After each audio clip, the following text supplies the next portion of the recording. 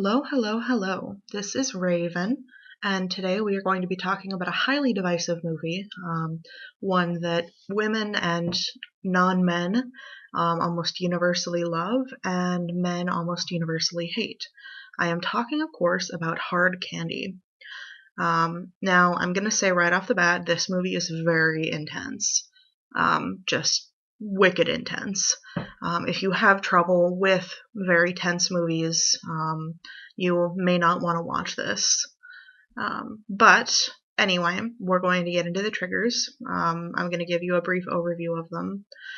And then I'm going to get into what I think they did right, what they could have changed, and my general thoughts on the movie.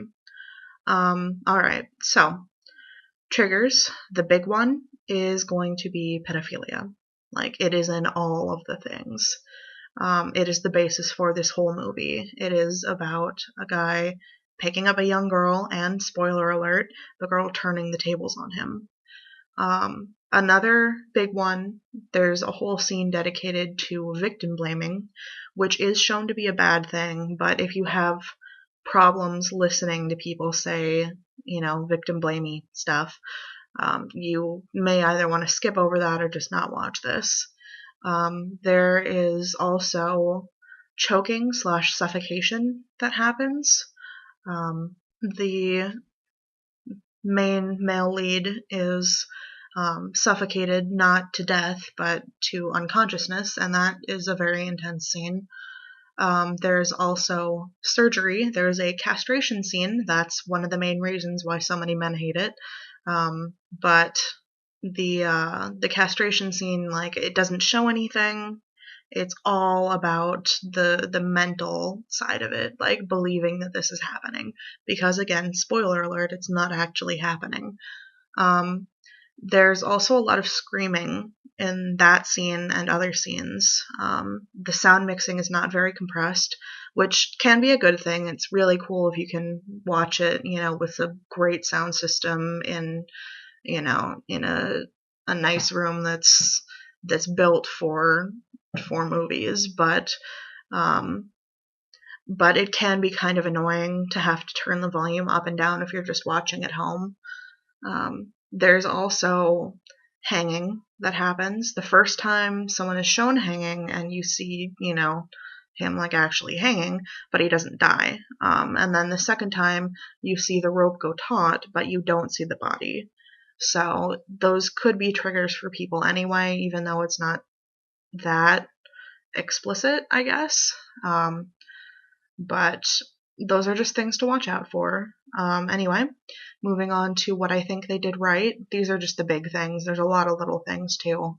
But anyway, the cinematography is beautiful. I love how this is shot. And going along with that, the color scheme is amazing. It is very, very minimalistic. The whole movie takes place, almost the whole movie takes place inside one guy's house. You only see a few scenes that have shots of outside of that house. So they really, really worked with that space and just made it visually really interesting. And I think the music also kind of goes along with that a little bit. They knew exactly when to have it and when not to, and they knew how to make it, like, surprise you. There's a spot where the male lead is searching for the female lead, and he's outside, and all of a sudden just this music kicks in, and it visibly startles him. And it, startles the audience because you're not expecting it, and I think that was a great moment. Anyway, other than that, the tension in the movie is beautiful. I love it. Again, it can be too intense for some people, but for me, it is exactly the kind of thing that I love. And the acting is superb. Ellen Page is known for playing kind of quirky roles, but in here, she really shines as someone that is very dangerous, and very in control of the situation. And I love her acting in this. I forget the name of the male lead, but he is also amazing.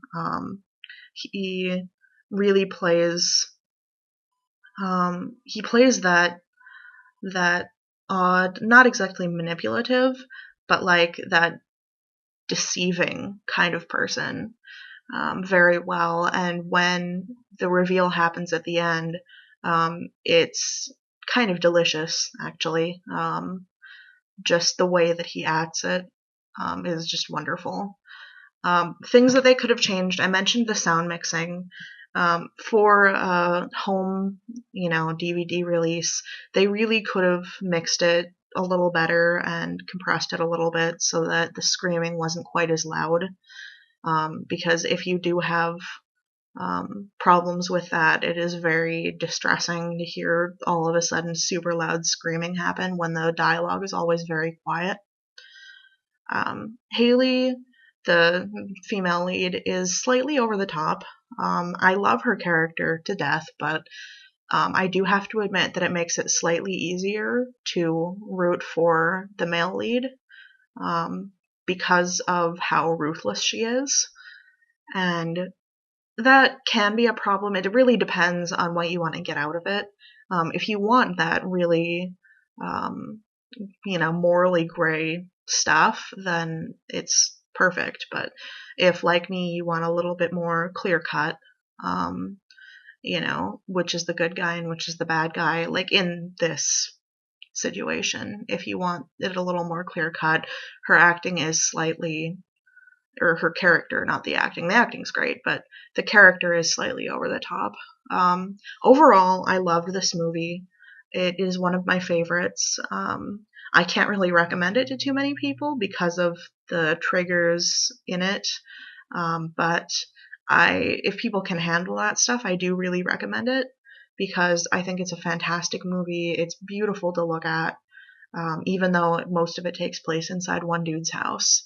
The acting is superb. I love seeing Ellen Page in a role that, especially because this was, early on. This wasn't like her in what was it, Super? But yeah, this wasn't like recent. This was early, so she had really only been, so like when I got around to watching it, I had only seen her in Juno, and I was pleasantly surprised to see that her range was a lot bigger than I thought it was. Like I said, I loved this movie. It was everything that I wanted in a movie like that, and more. And if this seems like something that you would like, I do recommend it. Just watch out for those triggers because they do get really intense. I've said that a lot, but I mean, that's the only word I can think of for it is intense. So I guess I hope that this was enjoyable for you. Thank you very much, and I will see you on the dark side of the moon.